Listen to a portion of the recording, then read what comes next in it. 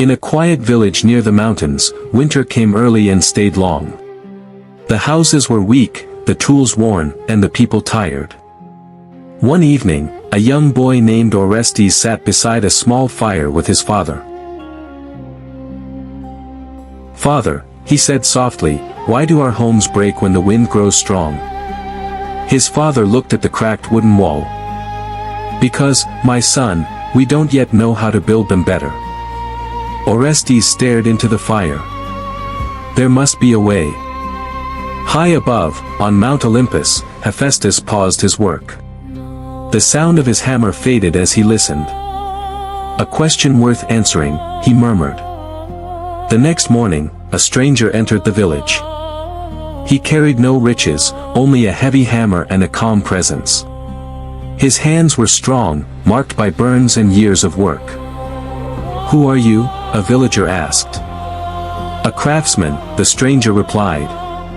"And I can help you build." The villagers exchanged uncertain glances.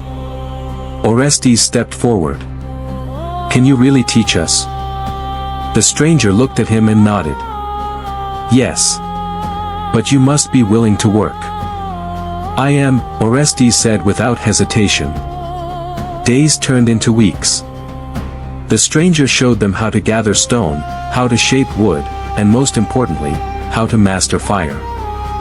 "Not too cold," he said, guiding Orestes' hands. "And not too hot. Fire must be respected." Orestes held a glowing piece of metal with trembling hands. "It feels alive." The stranger smiled faintly. "In a way, it is. Now, strike." Clang! The sound echoed through the valley. Again and again, Orestes struck the metal, shaping it. Sparks flew like tiny stars. "Good," the stranger said. "You are learning." One evening, as they rested, Orestes asked, "Why are you helping us?" The stranger looked at the village, the rising beams, the stronger homes, the people working together. "Because what you build matters," he said. "Those who shape the world with their hands, give strength to everyone.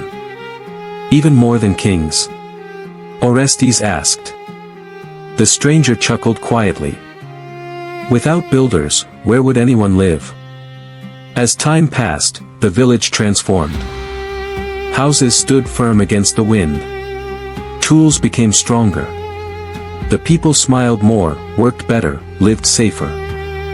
One morning, Orestes arrived at the workshop. "Master," he called. No answer. The forge was still warm, but the stranger was gone. In the center lay the hammer. Orestes picked it up. It felt heavier than before, but also right, as if it belonged in his hands. That night, he dreamed. He saw a vast forge filled with fire and light. There stood Hephaestus, striking his anvil, shaping wonders beyond imagination, palaces of gold, tools of power, creations of unmatched beauty. He was not just a craftsman, he whispered. Years later, Orestes stood where the stranger once had. A young child approached him.